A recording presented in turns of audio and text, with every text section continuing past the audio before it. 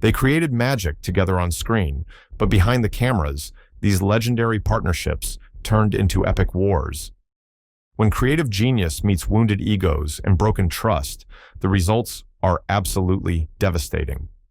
Today, we're exposing the most shocking betrayals between Hollywood's greatest collaborators, Alfred Hitchcock and Tippi Hedren.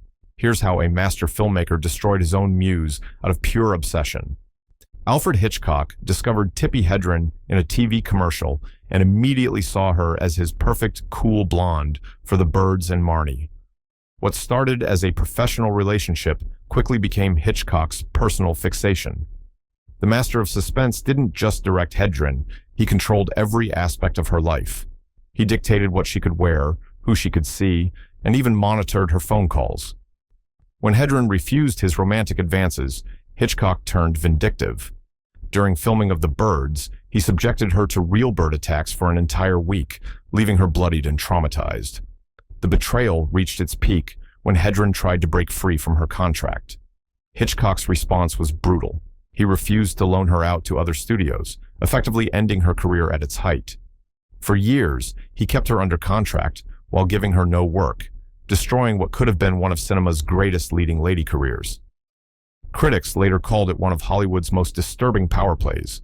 Hedren herself described it as psychological torture, saying Hitchcock treated her like a possession rather than a person. Their collaboration gave us two masterpieces, but the cost was one woman's dreams and dignity. The man who created suspense on screen became the villain in real life, Orson Welles and William Randolph Hearst. This is the story of how one genius filmmaker took down America's most powerful media mogul and paid the ultimate price. When Orson Welles created Citizen Kane in 1941, he didn't just make a movie, he declared war on William Randolph Hearst, the newspaper tycoon who inspired the film's ruthless protagonist. Welles thought he was untouchable. At 25, he had complete creative control at RKO Studios and the arrogance to believe he could expose Hearst's secrets without consequences. Citizen Kane was a thinly veiled biography of Hearst's rise to power, complete with references to his affair with actress Marion Davies and his authoritarian control over American media. Hearst's retaliation was swift and merciless. He banned all mention of the film in his newspaper empire, threatened to expose Hollywood's darkest secrets, and pressured theater owners to refuse screenings. The film that many consider the greatest ever made barely broke even at the box office. The betrayal destroyed Welles' Hollywood career before it truly began. RKO cut his next film, The Magnificent Ambersons, without his approval. Future projects were canceled or heavily compromised.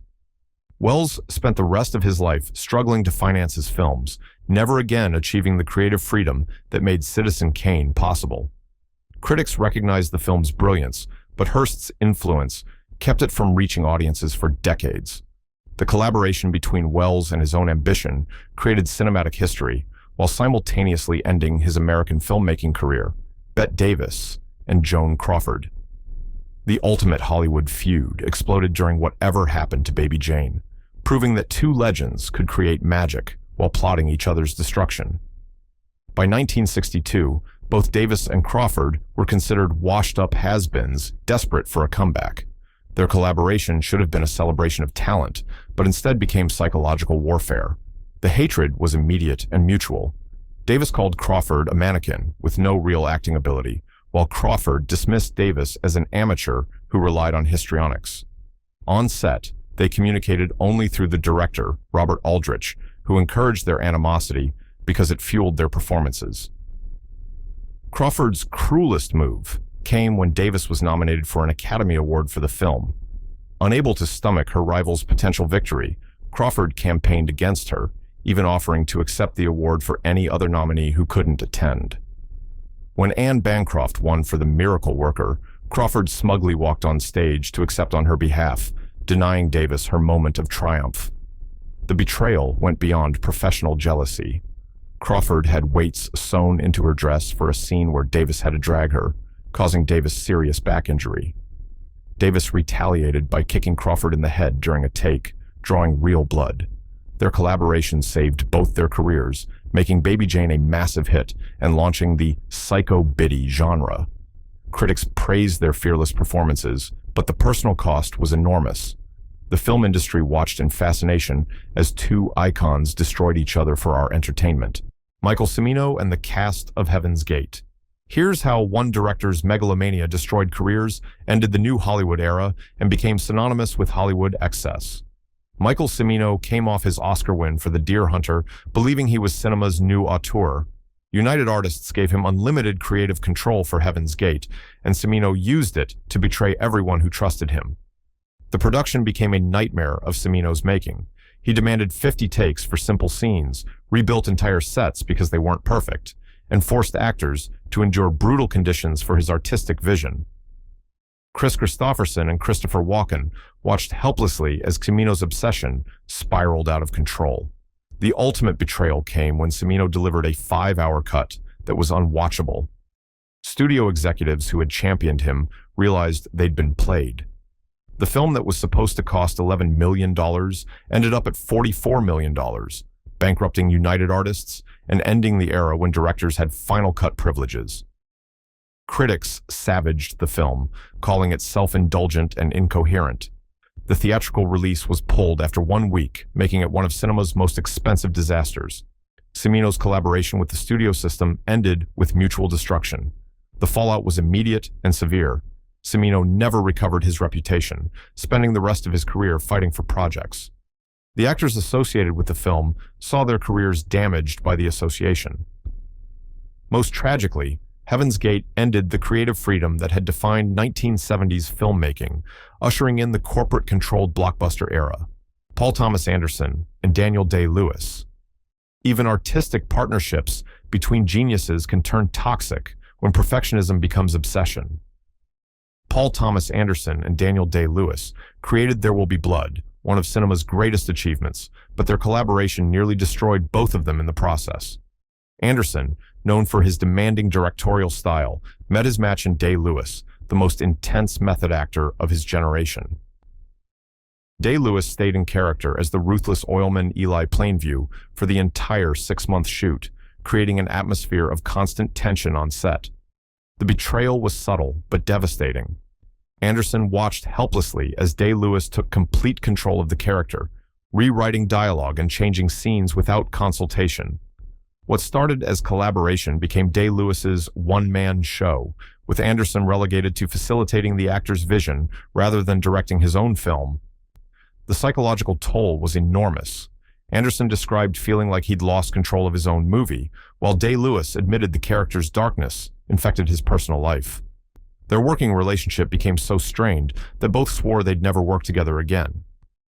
Critics hailed the film as a masterpiece, and Day-Lewis won his second Oscar for the performance, but the collaboration came at a price that neither artist was willing to pay again. The film succeeded despite their mutual betrayal, proving that sometimes great art emerges from creative destruction. The industry watched in fascination as two perfectionist control freaks nearly destroyed each other in pursuit of cinematic excellence. Their partnership created one of the 2000's greatest films while demonstrating that artistic collaboration can be as destructive as it is creative. Roman Polanski and Paramount Studios. This collaboration began with mutual admiration and ended with one of Hollywood's most spectacular creative divorces. After the success of Rosemary's Baby, Paramount gave Roman Polanski complete creative freedom for Chinatown, believing they'd found their next auteur. What they got was a masterclass in how artistic vision and corporate interests can destroy each other. Polanski arrived with a dark, uncompromising script by Robert Towne, determined to create a film noir for the modern age. Paramount executives, expecting another commercial horror hit, watched in horror as Polanski crafted an intricate, pessimistic thriller that defied every commercial convention. The betrayal came during post-production. Paramount demanded a happier ending, believing audiences wouldn't accept Polanski's bleak vision. Polanski refused to compromise, leading to bitter battles over the final cut. The studio threatened to recut the film without him, while Polanski threatened to disown the project entirely. The final betrayal was mutual. Polanski delivered a masterpiece that Paramount didn't know how to market, while the studio released a film that barely resembled their commercial expectations. The movie struggled at the box office, despite critical acclaim, leaving both parties feeling betrayed. Critics recognized Chinatown as one of the greatest films ever made, but its commercial failure ended Polanski's relationship with mainstream Hollywood. The collaboration created a masterpiece, while destroying the trust between artist and industry that made it possible.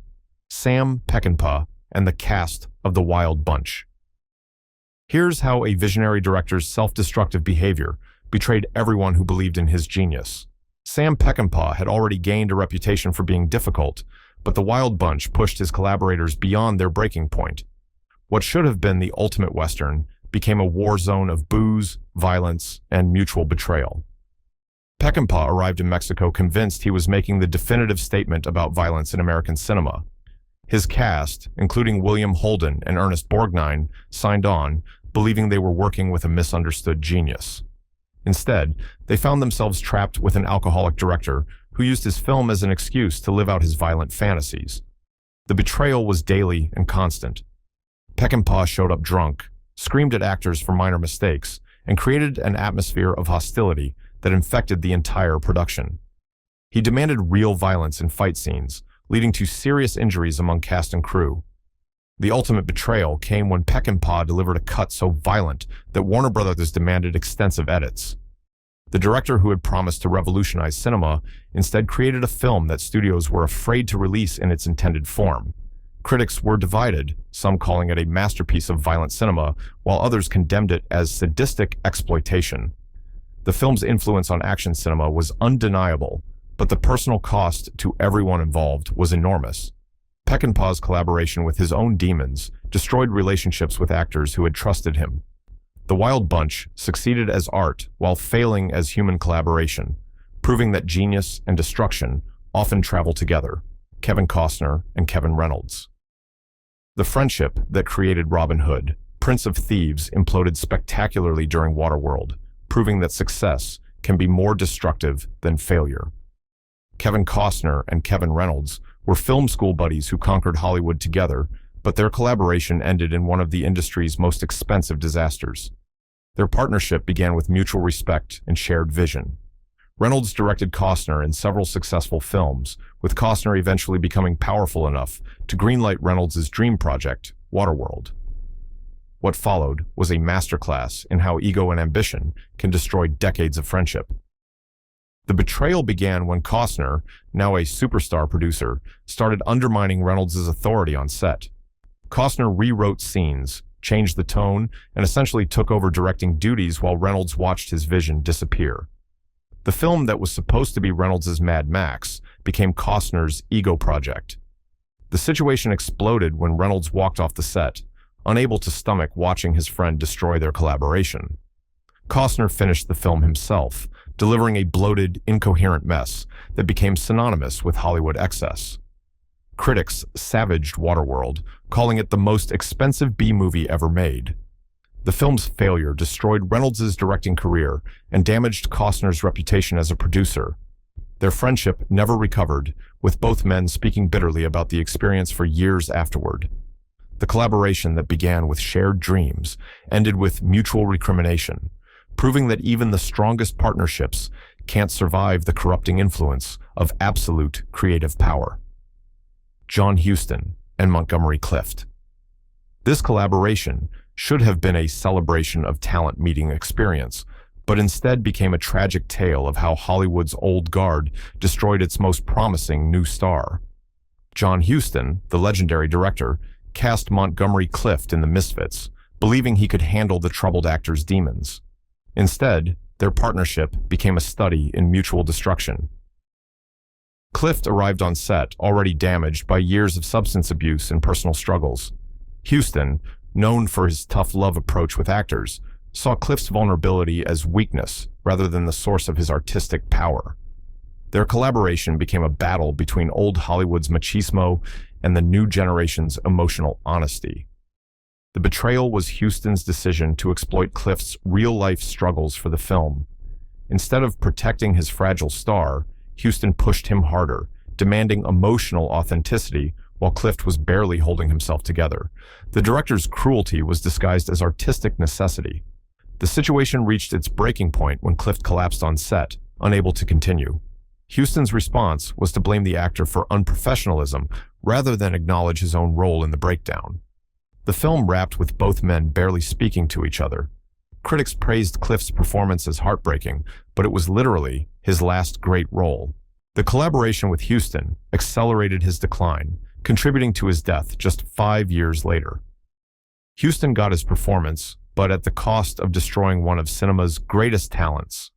Their partnership represents everything wrong with Hollywood's treatment of vulnerable artists, proving that sometimes collaboration can be another form of exploitation. Terry Gilliam and Universal Studios. Here's how one of cinema's most visionary directors took on the studio system and won a Pyrrhic victory that changed film history.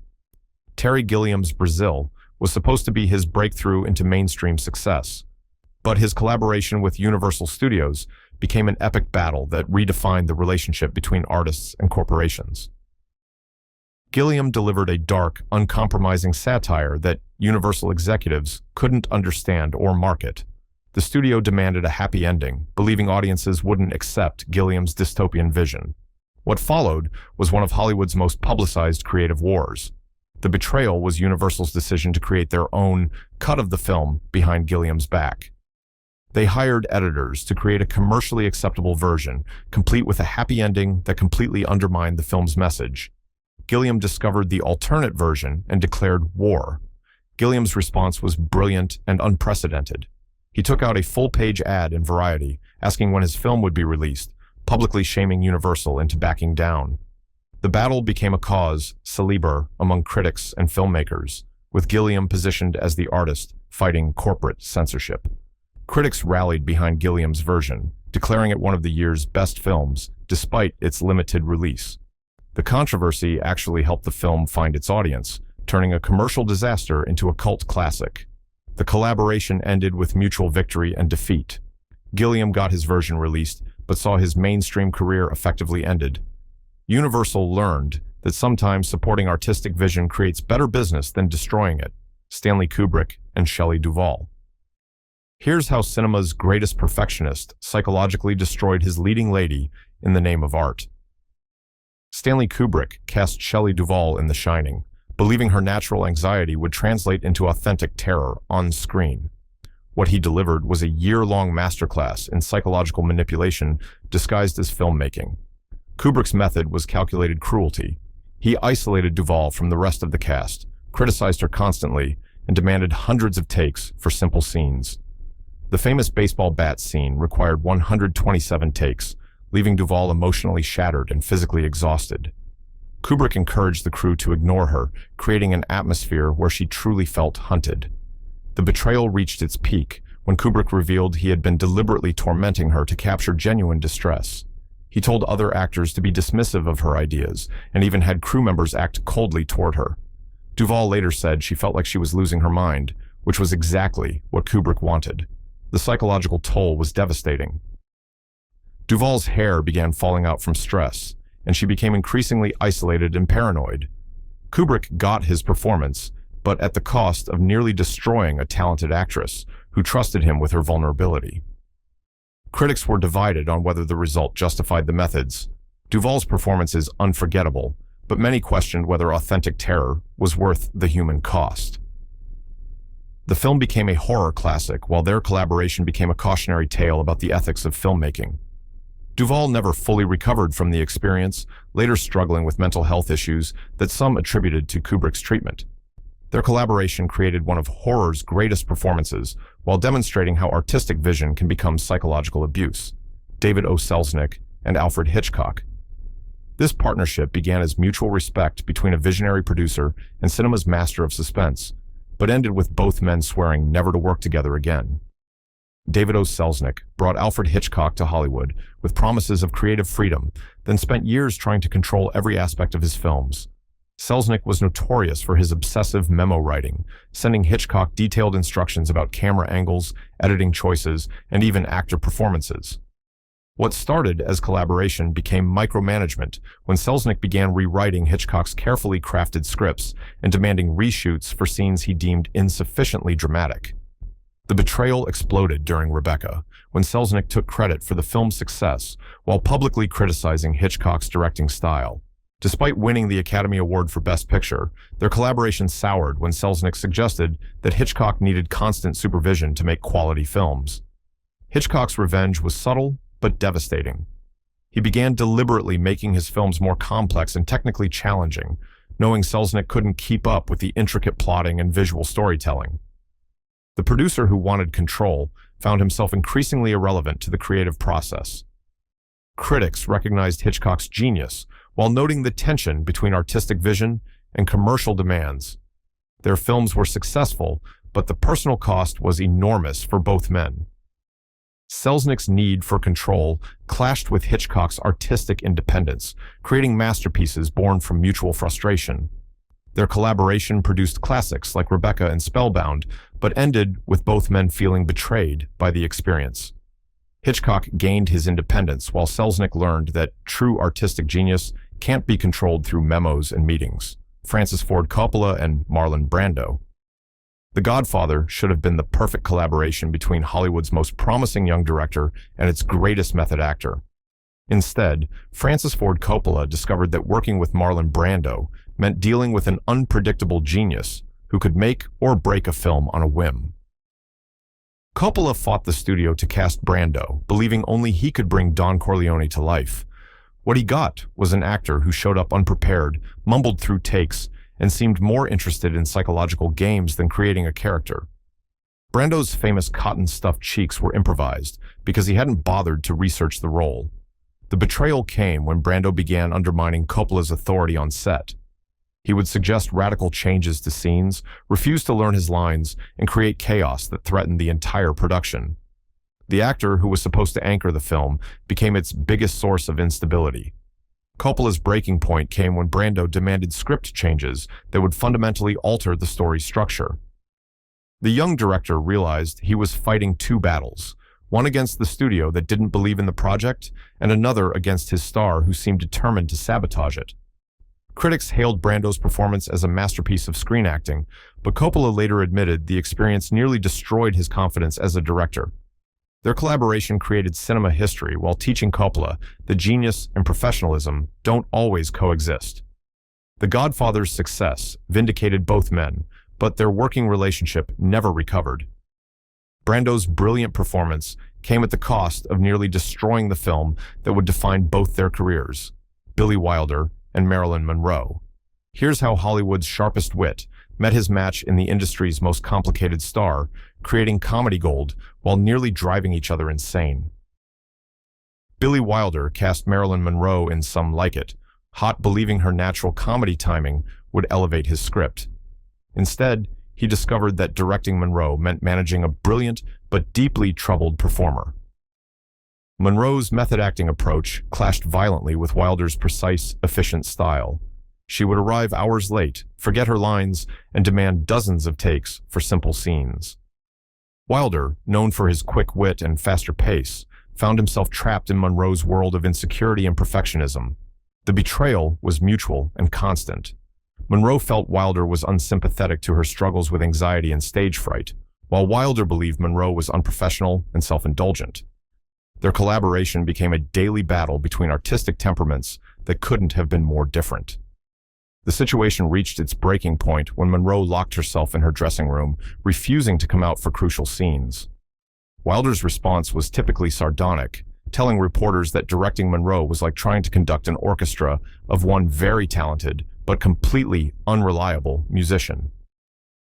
Critics recognized Some Like It Hot as a comedy masterpiece, but the making of the film nearly ended both their careers. Monroe's performance was luminous, but Wilder swore he'd never work with her again, famously saying he had discussed it with his analyst, and they decided it would be better for his health to direct Hitler. Their collaboration created one of cinema's greatest comedies, while proving that artistic brilliance can emerge from complete creative dysfunction. George Lucas and Gary Kurtz. This partnership built the Star Wars empire, then collapsed under the weight of creative differences and commercial pressures. George Lucas and producer Gary Kurtz were film school friends who shared a vision of character-driven science fiction. But their collaboration ended when Lucas chose profits over the artistic principles that made them successful. Kurtz was instrumental in shaping the original Star Wars trilogy, pushing Lucas toward deeper character development and more sophisticated storytelling. Their early collaboration was built on mutual respect and shared commitment to quality filmmaking over commercial concerns. The betrayal began during The Empire Strikes Back, when Lucas started prioritizing merchandising opportunities over story integrity. Kurtz watched helplessly as his friend transformed from an idealistic filmmaker into a business mogul more interested in toy sales than character arcs. Their partnership exploded during pre-production for Return of the Jedi when Lucas rejected Kurtz's suggestions for a darker, more complex conclusion to the trilogy. Kurtz wanted real consequences and character deaths, while Lucas demanded a happy ending that would sell more merchandise to children. The final betrayal came when Lucas fired Kurtz and replaced him with a producer who would rubber stamp his commercial decisions. Kurtz's influence on the Star Wars saga was systematically erased as Lucas rewrote history to make himself the sole creative force behind the franchise. Critics noted the decline in storytelling quality after Kurtz's departure, but the commercial success of the later films vindicated Lucas's business instincts. Their collaboration created modern blockbuster cinema while demonstrating how friendship can't survive the corrupting influence of massive commercial success. Werner Herzog and Klaus Kinski. This was less a collaboration than a 20-year psychological war between a visionary director and his manic muse. Werner Herzog and Klaus Kinski created 5 films together that redefined cinema, but their partnership was built on mutual hatred, threats of violence, and a shared obsession with pushing art to its absolute limits. Herzog saw Kinski as the perfect embodiment of madness and genius, while Kinski viewed Herzog as the only director crazy enough to match his intensity. Their first collaboration, Aguirre, established the template. Herzog would create impossible filming conditions, and Kinski would respond with epic tantrums that somehow translated into brilliant performances. The betrayal was constant and mutual. Kinski would threaten to walk off sets in remote locations, knowing Herzog needed him to complete the films. Herzog would deliberately provoke Kinski's rage, believing authentic anger created better performances than acting technique. Their most notorious collaboration, Fitzcarraldo, nearly killed them both. Herzog's decision to actually pull a steamship over a mountain in the Amazon was motivated partly by his desire to see if Kinski would break under the pressure. Kinski's response was to threaten Herzog's life on multiple occasions. Critics recognized their films as masterpieces of obsessive filmmaking, but the human cost was enormous. Local indigenous people offered to eliminate Kinski for Herzog, who later admitted he seriously considered the proposal. Their collaboration ended only with Kinski's death, having created some of cinema's most uncompromising art while proving that genius and insanity often share the same address. Sergio Leone and Clint Eastwood. The partnership that created the spaghetti western genre ended when mutual respect turned into mutual exploitation. Sergio Leone discovered Clint Eastwood languishing in television westerns and transformed him into an international star, but their collaboration soured when both men began taking credit for the other's success. Leone's vision for the Dollars trilogy required an actor who could convey menace through stillness and silence. Eastwood's natural minimalism was perfect for Leone's operatic style, creating a screen persona that revolutionized the Western genre. The betrayal began when Eastwood started demanding creative input on their films. Leone, accustomed to complete control over his artistic vision, resented the actor's suggestions about character development and story structure. Their collaboration became a power struggle between director's vision and star's ego.